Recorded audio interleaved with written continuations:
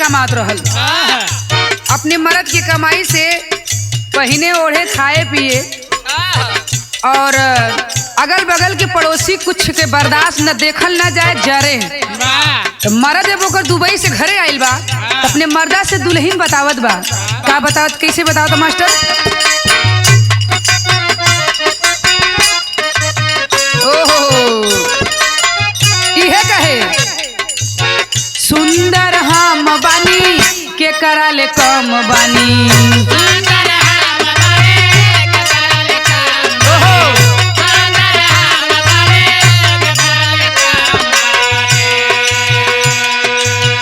पूरा पटीदारी में नंबर 1 बानी।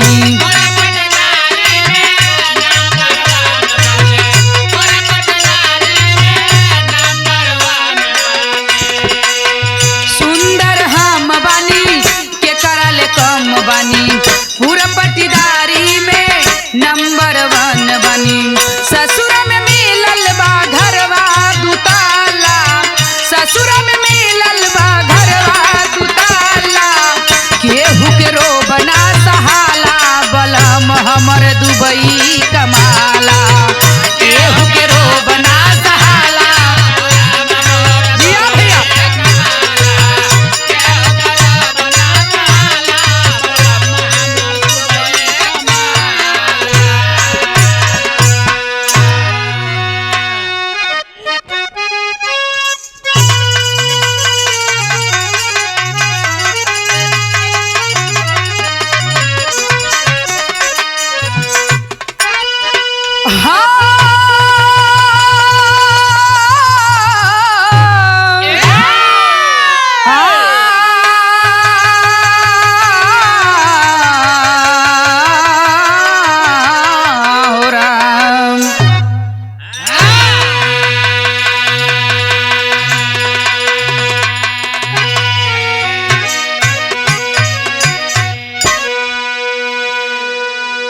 अच्छा बाबूजी, आप लोगन के बीच में हास रस के बिरहा प्रस्तुत बा।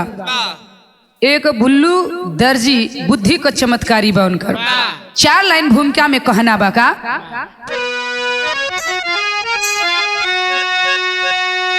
हुस्न वालों का हुस्न चमन में छिपा,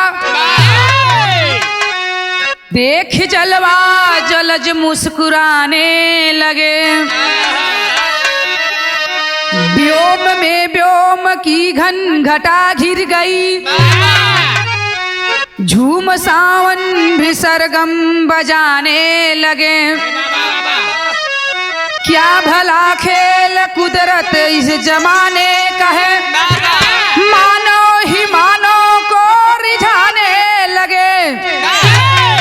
अरे स्वामी गुरु जद्दू स्वर्ग में स्वर्ग पा गए, आज ओपी भी खुशियां मनाने लगे।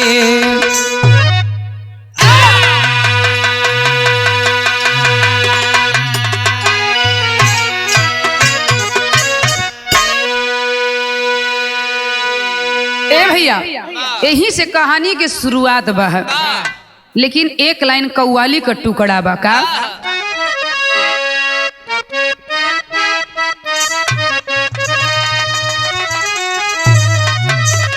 हमारे स्वर्गीय दादा राम कैलाश जी गावे, बहुत ही सुंदर अपने मुखार बिन से मठार के इहे गावे। कैसे?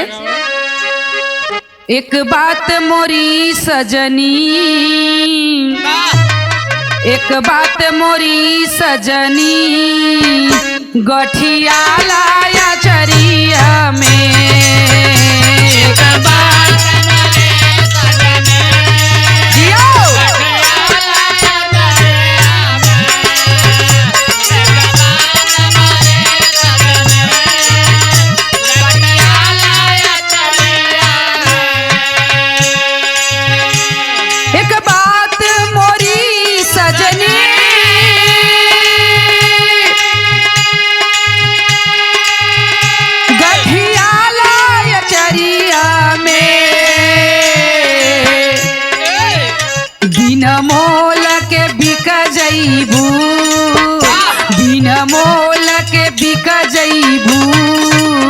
माया के बजरिया में। जियो वाह वाह।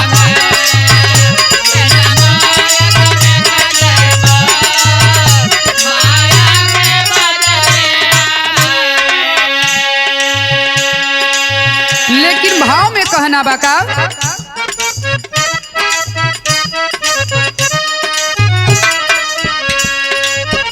चांदी न बने सोना,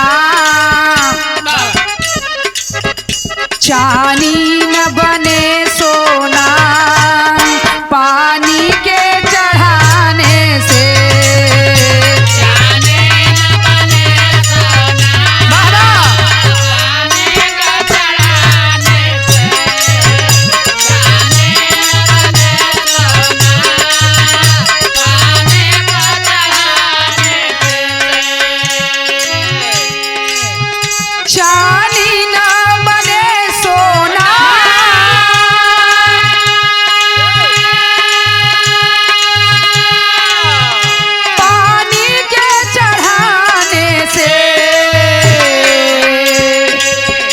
गदहा न बने मानो, गदहा न बने मानो, गीता को पढ़ाने से।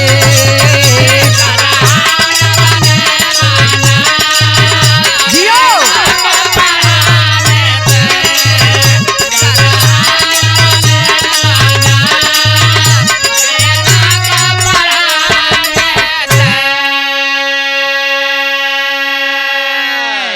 पुरानी भूमिका के लाइन में कहना बाका कि अरे भुल्लू है जाति का दर्जी,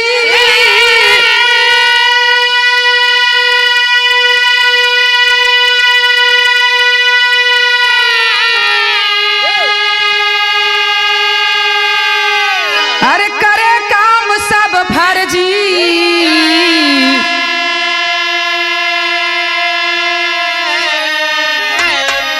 बरजी नारपति के सुनिए सुबह हो शाम।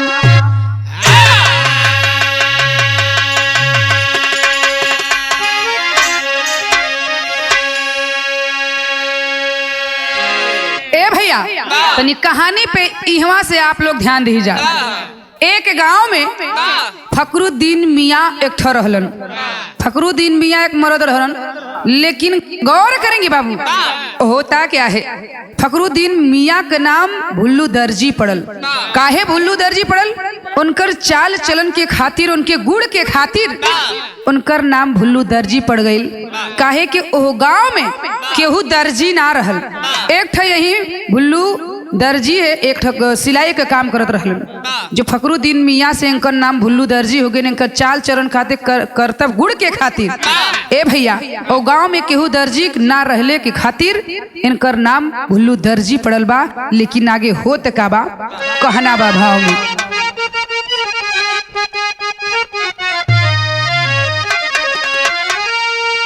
यार सिया के कुर्ता, यार सिया के कुर्ता, सियले पैजामा, आ भुलाए बतिया, नारी पीटेली छतिया, भुलाए बतिया।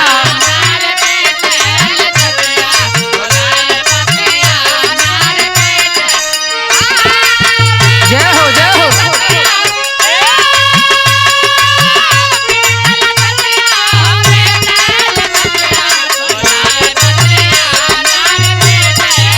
क्या बात है।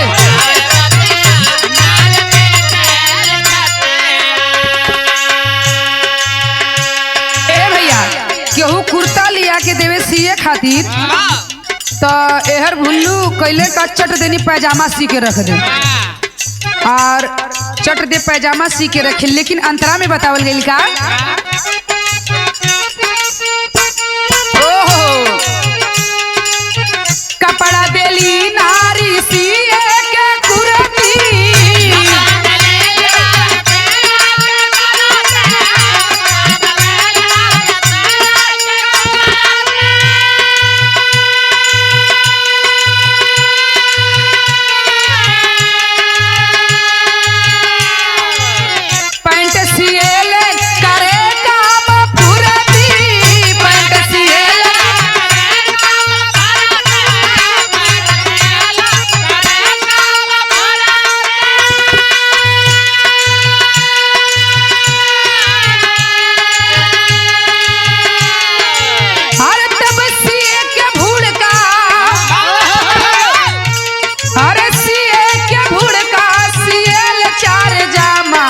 भुलाए बतिया नारी पीटे छतिया भुलाए बतिया।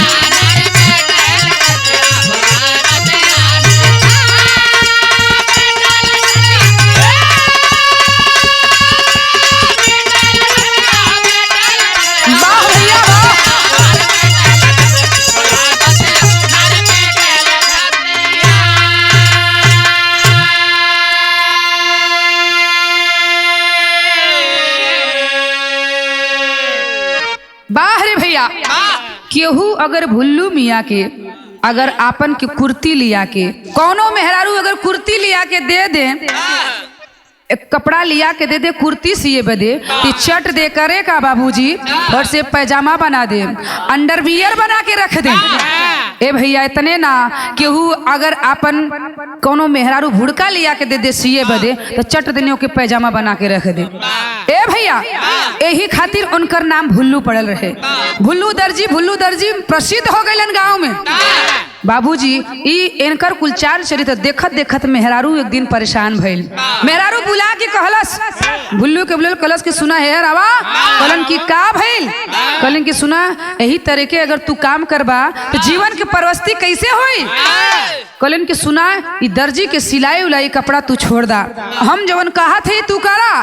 ए भैया कैलिस का मेहरारू कैलिस कहा 500 रुपया ले ला आ जाके गाय लेके आवा आ गैया कीन के लिए बा यानी खरीद के लिए बा तू गैया के हम दुहगार के दोनों जूनी के अपन भोजन के परवस्ती कहल जाए। जिंदगी कैसहू चलावे के बा तो कुछ न कुछ जरूरत जुगाड़ करे के पड़ी। ए भैया मेहरारू भुल्लू के 500 रुपया भुल्लू के देलस गाय लियावे खातिर लेकिन हो का बाबू कहना वे बिरहा में टेरी का लाइन हो।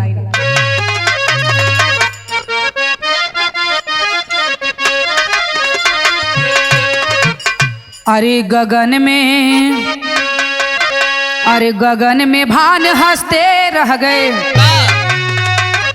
माली सींचे बाग न खिले गए चमन में खिले आई हो।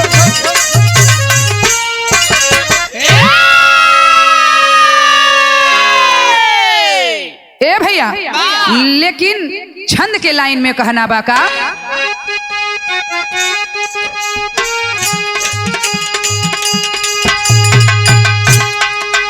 अब 500 रुपया घर से लेकर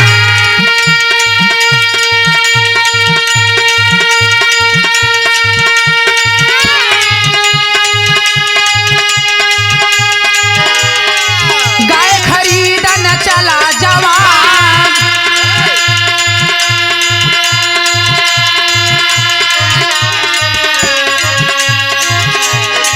नारी का वह बात भूल गया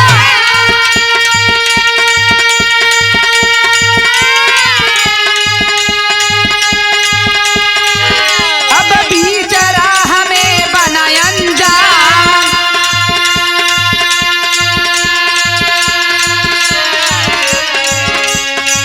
गाय के बदले दामाद खोजे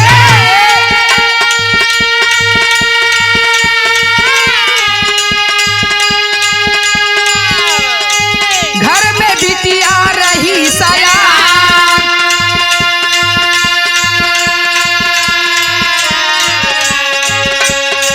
शादी का दिन निश्चित करके शादी का दिन निश्चित करके लौट आया अपने मकान।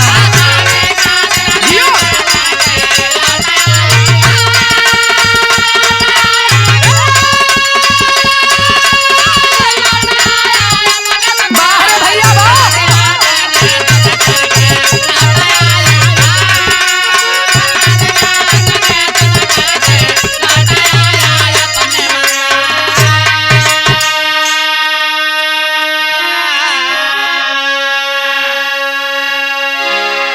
ए भैया मेहरारू भुल्लू के 500 रुपया दिलस 500 रुपया दिलस कलस की सुना जाके एक ठगाई किन लिया बा।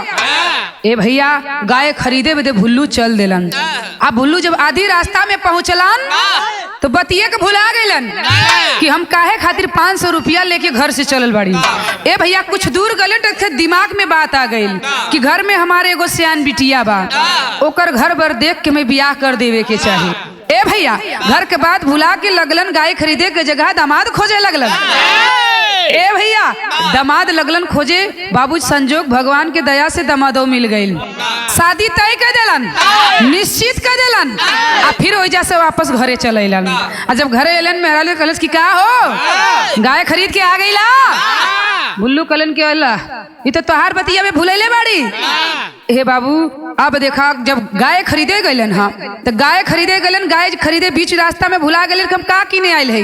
आ जब इधर जो बिटिया के रिश्ता तय करके घरे पहुंचलन तो इहो भुला गलन कि हम बिटिया के रिश्ता तय के अले बाड़ी, घरे केहू से बतौलन ना, इहो बतिया भुला गलन।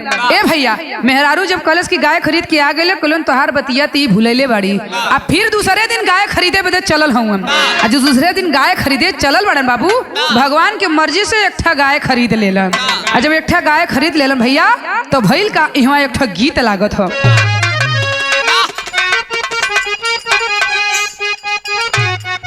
ओहो हो यार बारह बारी सवा पे, यार बारह बारी सवा पे आइले बलमुआ सुतेलन पी के, अरे सुतेलन पी के ताड़ी रे खरी हनवा सुतेलन पी के।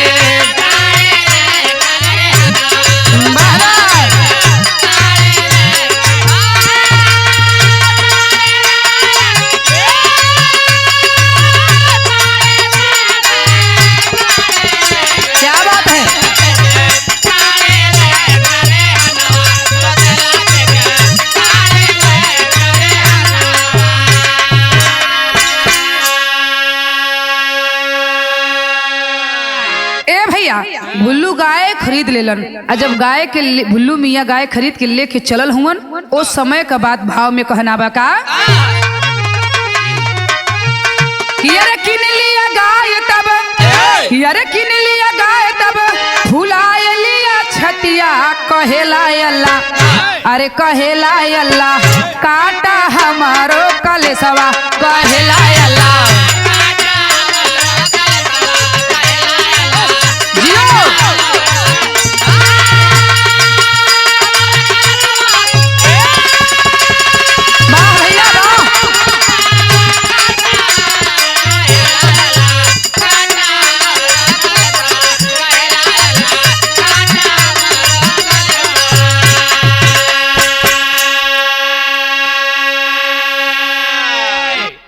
भैया अब भुल्लू मियाँ कैलन का घरे गाय लेके आवत हुन, गाय खरीद के लेके आवन, मन में सोचत हुन कि चल के आज दुल्हनिया के कहब कि देख रे तोर बतिया आज हम भूलैले ना बाड़ी। गाय खरीद के बाबूजी लेके आवत हुन। जे दिन गाय खरीद के आवत रहल बाबू वही दिन बिटिया के शादी तय कर देले रहन। अब देखी बारात लेके लोग गांव के बगले आइल बाड़न। जौन इतना गाय लेके आत लेकिन गाय के उन्हें लेके लौटे में 2-4-10 दिन लग गए। आ जौन दिन गाय लेके घरे आवत हुअन वही दिन बगले गांव में बारात आइल बा। ए भैया लेकिन देखिए जब भुल्लू आयल हन घरे यो बतिया के भूलौले बाड़न कि हमार बिटिया के शादी पड़ल है।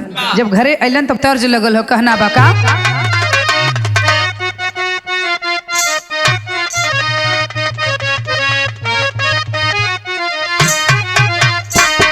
अरे नीचे तलैया के ऊपर घाट बंगाला मन बावेला, अरे नीचे तलैया के ऊपर घाट बंगाला मन बावेला।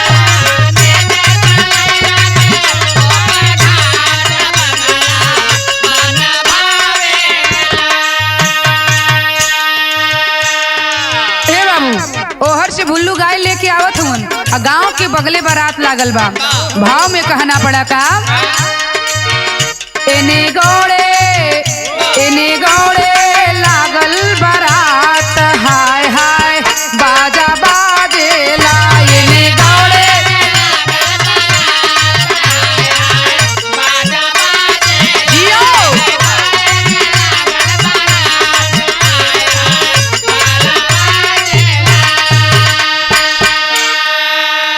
अंतरा के लाइन में कहना बा अरे पूछे पुरवासी कहाँ जाई बारतिया, पूछे पुरवासी कहाँ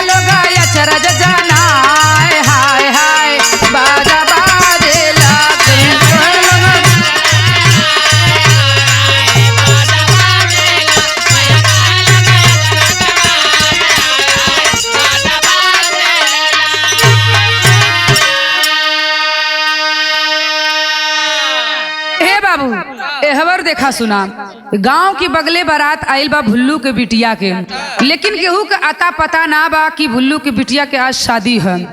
ए भैया बाराती सब अइलन, धीरे धीरे साँझ हो गई। और जब साँझ हो गई गांव के लोग कहले अरे यार इन्हीं लोगन के कहवा जाए के बा, साँझ हो गई बा, बारात कहाँ लेके जाइ। गांव के 2-4 लोग मिल के गलन, बाराती वाले से पूछे लगलन, कहलन कि ये भैया तोनी लोगन के कहवा जाए के बा। बाराती कहलन कि देखा हमके कहूँ जाए के ना बा, यही गाँव में बारात रही, काहे के करे यहाँ, काहे भुल्लू के यहाँ बारात जाए। लगलन बाबूजी कपार पीटे, कहे बाप रे बाप, इस सरवा तो लगत है गांव की इज्जत ले ले। ए भैया दौड़त दौड़त गलन भुल्लू के मेहरारू के घरे, मेहरारू के पास गलन, कहलन कि तोहके कुछ पता है, तोहरे बिटिया के बारात आइल बा, दुआरे पे कुछ जोन व्यवस्था होता लौकत ना बा, कुछ देखात ना बा कि कोनो व्यवस्था होता। ए भैया मेहरारू भुल्लू के कपार पिटले, कहली बाप रे बाप, ये भुलुआ नतिया लागत गांव घर की इज्जत लेके रही। ए भैया मेहरारू लगल गरिए, कहे हमके कुछ पता ना बा, बारात आइल बा। ए बाबूजी प्रधान के पता चलल, यानी गांव के मुखिया प्रधान जी के पता चलल कि भुल्लू के बिटिया के बारात आइल बा। कहलन का प्रधान जी इज्जत बचावे खातिर लिया के भेलिए से लगलन हो सबके पानी पियावे शुरू कर देलन। ए भैया भेली से पानी पियावत हुआन। अब देखी गुड़ के पानी दुआरे पे सब बाराती पियत बाड़न। तबले धीरे धीरे जोन हाँ भुल्लू गाय लेके ओहर से आवत रहलन। गांव भीड़ देखलन के 2-4 मनई खड़ा रहलन, कहलन कि यार बतावा बड़ा भीड़ लागल है, केहू दुआरिया पे केहू से झगड़ा भइल बा का। गांव के लोग कहलन अरे ससुर तोहके कुछ पता ना है, बिटिया के शादी तय कर दे, केहू के बतौला है। ए भैया कहलन कि इला अभी तो यो बतिया के हम भूलैले बाड़ी। हे भैया ई बतिया कहलन अभी भूलैले बाड़ी। एकरे बाद भुल्लू के दुल्हन रहल, मुखिया से जौन भुल्लू के बात बता के बाबूजी गरियावत बा, गाड़ी देत बा भुल्लू के। लेकिन होत का बा, एक गीत के लाइन में कहना बा,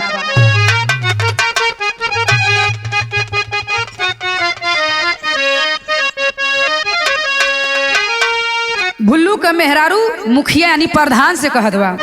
कैसे कहत भैया कि अरे हम पतर की अरे पिया पतर का रे सजनी, अब रे सजनी जैसे लोटावा के डोरिया रे सजनी।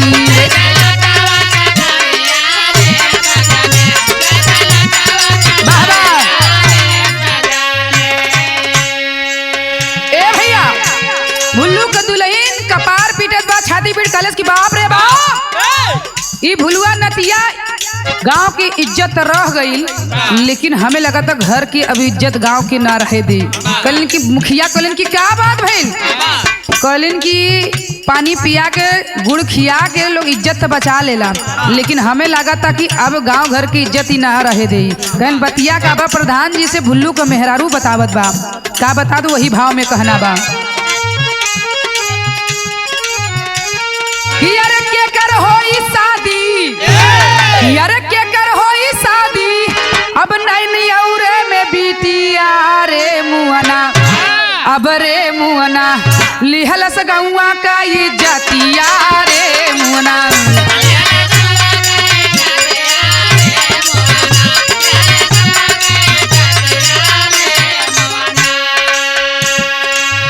ए भैया प्रधान जी की इतना बात पता चलल, मेहरारू भुल्लू के बतावत बा, कहलस कि बाप रे बाप, गुड़ पानी पिया के दुआरी की इज्जत बचा लेला, लेकिन बियाह के कर करबा, अरे बिटिया ते एकरे ससुरारी यानी ननियौरा में पठौले बा, तो कौना बिटिया के शादी होई। प्रधान जी कपार पीटे लगलन, कहलन की भुलुआ सरवा लागत इज्जत हमनी सबके रहे ना दे। ए भैया दिमाग लगौलन प्रधान जी, गांव में बाबूजी एक ठन नाउन रहली, नाउन जी बियाह शादी करावेली जोन, वही नाउन के बाबूजी मनसौदा पटौलन है। मनसौदा वही नाउन के पटौले बा, कहलन की सुना ई भुल्लू शादी तय के लहवन, ई भुलुआ साज बाराती के बोलौला बड़न, ई भुलुआ के भेज के बिटिया के बुलावा और रात भर हम इज्जत के संभारब। ए भैया नाउन के ओढ़ा पहिना के दुल्हन बना के और वही बाबूजी हरसे गाड़ के, हरसे तत्काल में हरसे गाड़ के काम चलावत हवन, नाउन के रात भर नौने पे काम चलावत हवन, बियाह करावत हवन हरसे के गाड़ के। लेकिन देखे बाबू बियाह शादी हो गई, जब बियाह शादी भइला के बाद सुबेर हो गईल बा। अब भुलुआ के उधर भेजले बाड़न कि जा बिटिया के लेके आवा, एहर हम संभारत बानी, रात भर इज्जत संभारब, आज सुबह देखा जाई, सुबह जल्दी तुम्हें बिटिया लेके आवत बा। ए भैया भुल्लू गईलन ससुरारी, आ जब ससुरारी गेलन बिटिया के लेवे खातिर तो ओहू जाके भुला गेलन कि हम कौना खातिर आइल बानी, कौना खातिर कौने काम खातिर आइल बानी। जाके ससुरारी में चादर तान के सुत गईलन। आज ससुरारी में जाके चादर तान के सुतल भड़न भैया, एहर लोग जोहत हवन कि अभी भुलुआ आ जाए, लेकिन होत का बा, गीत के लाइन में कहना बा,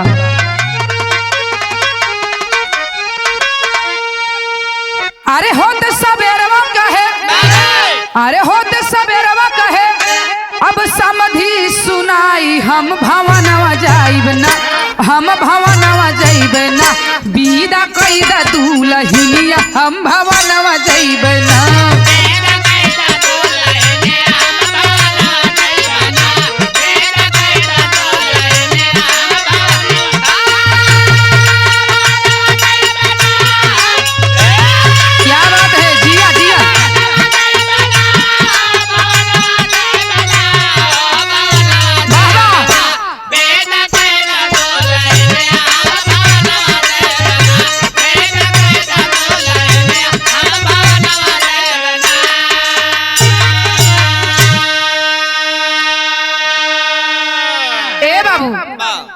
बारात के मालिक जे रहल घरे आयल है प्रधान जी के पास, कलस की मुखिया जी तू ही गार्जियन बड़ा, ऐसन करा जल्दी से जल्दी विदाई कर दा, यानी रास्ते में हमनी सबके घाम हो जाए तो जाए में बड़ा परेशानी हुई। ए भैया लेकिन देखे हो तकाबा अंतरा में कहना बा, एहवर ओहवर करे लोग चाही कैसो समय बिताई, अरे क्रोध में आकर कहार दुअरे, अरे क्रोध में आकर कहार दुअरे, दिए डोली लगाई हम भवनवा जइबै ना, हम भवनवा जइबै ना, चढ़ गे डोली में नौनिया हम भवनवा जइबै ना।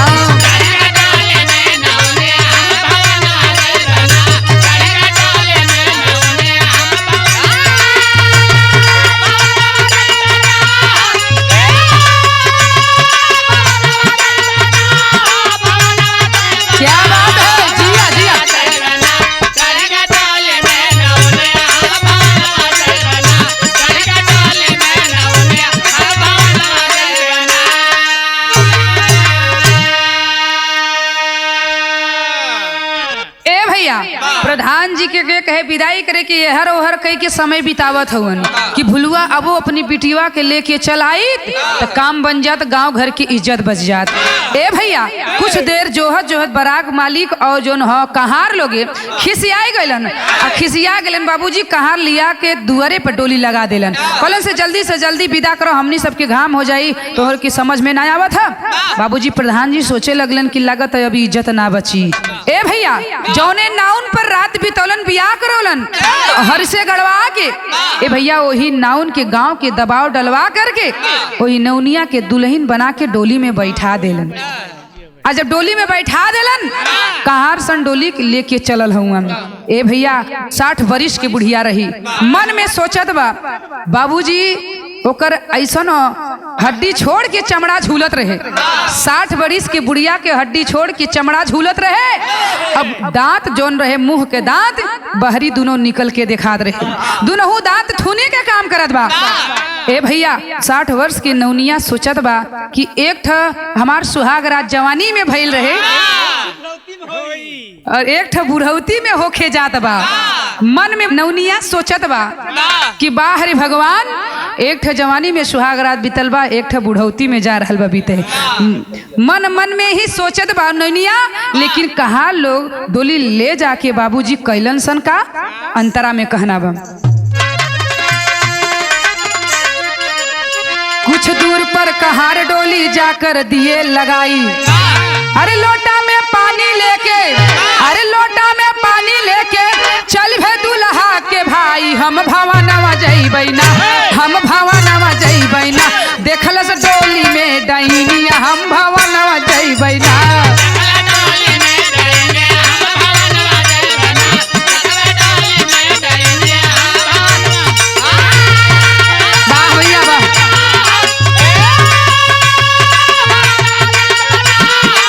जिया भैया जिया।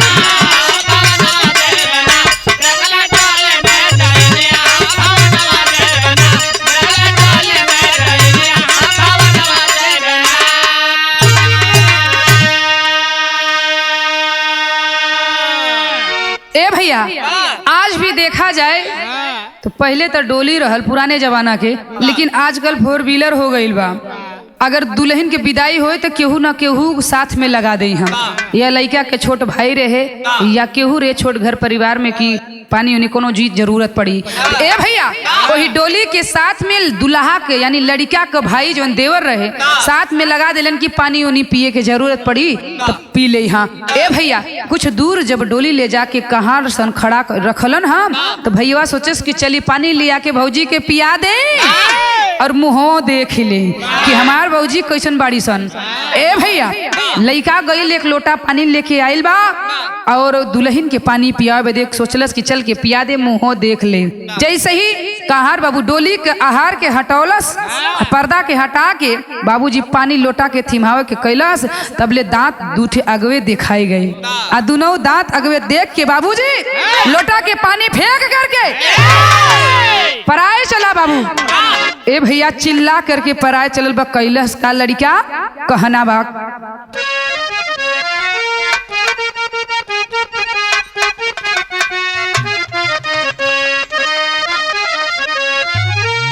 अरे चिलकल लइका कैलस पुकार, अरे चिलकल लइका कैलस पुकार आ डोली के छोड़ के सब भागे कहार। अरे डोली में बैठल डैनिया ये दादा बची न केहू का परान। आय हाय डोली में बैठल डैनिया जिया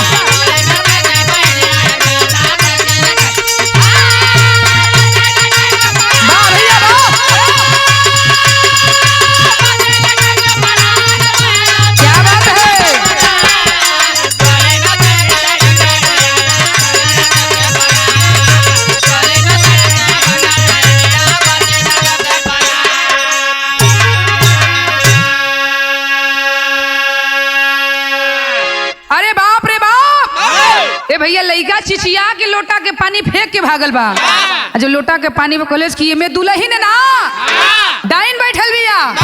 ए भैया कहार सन कुछ दूरी पर गांजा के दम लगा दो चिलम सिलम फेंक के पराए चललन।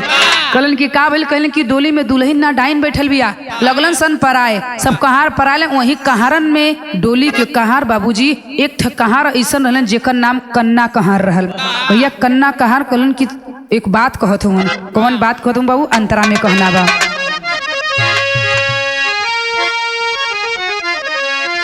अरे कन्ना कहार कहे उस बार, अरे कन्ना कहार कहे उस बार आ जल्दी से चीता कर तैयार आ डोली सहित डाइन के जलादा मिट जाई सारा खतारवा।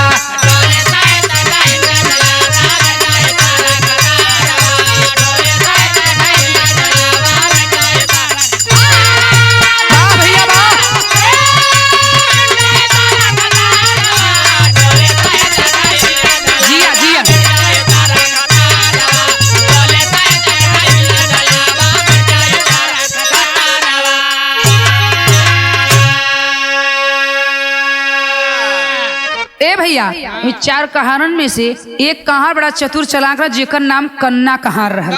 ए भैया लोग कहलन कि अरे यार काहे के तू लोग भागत हुआ, भागे का कोनो जरूरत ना बा। कहलन कि एक हम बुद्धि बतावत थी जोन बतावत थी वैसन करा। कहलन के का कहे देखा बगीचा तो बटबे गइल, बगीचा से लकड़ी इकट्ठा करा, लकड़ी इकट्ठा करके चीता तैयार करा आ चीता तैयार के यह डोलिया के उठा के जला दिहल जाई। ए भैया लगलन कन्ना कहार के बतौले के अनुसार कहार जितना साथ में रहलन बाबूजी लकड़ी के इकट्ठा कई के चीता बनौलन आ चीता बनाए के सोचत हुन कि डोलिया के उठा के बाबूजी डाल दी जाई अगिया में। लेकिन गौर करेंगे तब तक जो है भुल्लू के याद आयल ससुरारी में। यार के बाद यार छोड़ा भुल्लू के उधर याद आयल ससुरारी में कि अरे हरे हम कौना काम खातिर आयल अपने बिटिया के लेके जाए खातिर बिटिया के विदाई रहल, बिटिया के शादी रहल विदाई रहल।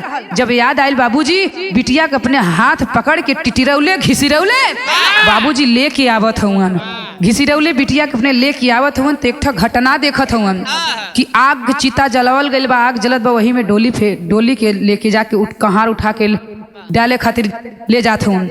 निगाह पड़ल बा भुल्लू के, बाबूजी वजह से चिलन के अरे कहार सन रुक जा हम आवत बानी। ए भैया आवाज लगौलन लगा के कहत बाड़न। का कहत हन भुल्लू? खड़ी के लाइन में कहना बा।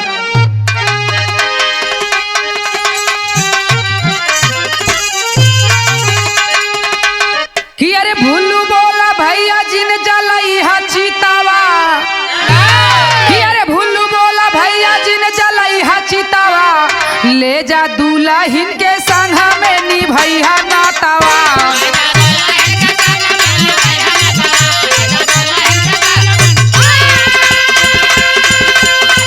जिया भैया जय हो।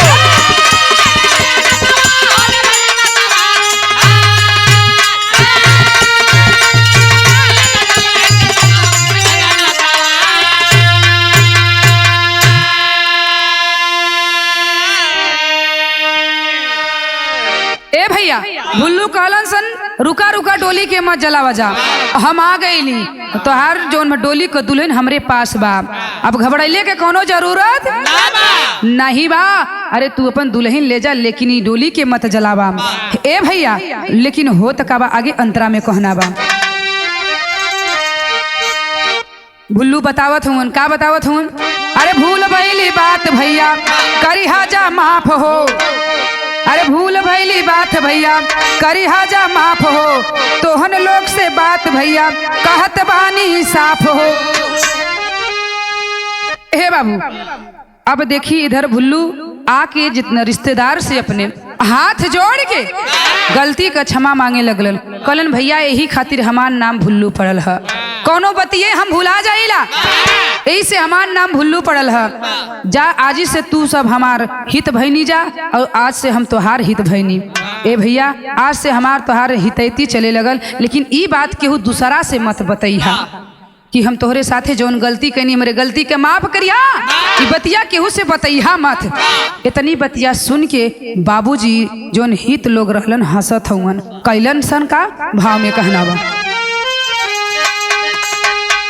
कि अरे ऐसन बात सुन के हंसेलन हितवा। कि अरे ऐसन बात सुन के हंसेलन हितवा, ले जा दुल्हन के संग में निभैया नातावा।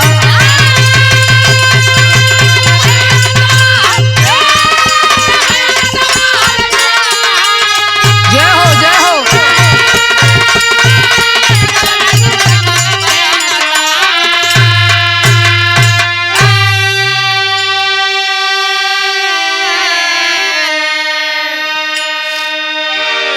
ए भैया भुल्लू के बिटिया के विदाई भइल, भुल्लू अपने घरे अलन, नाउन भी अपने घरे आइल। ई कहानी यहीं पे समाप्त भइल। आखिरी लाइन में कहना बा जय जयखाड़ गुरु जद्दू लौटन लालता स्वर्ग में डोले।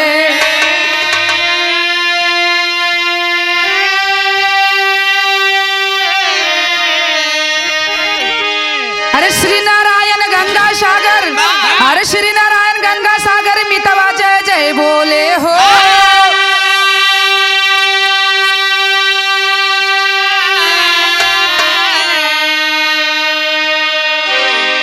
गगन में भान हंसते रह गए, लिखते देवनाथ सारद ले ली चारण में। गगन में भान हंसते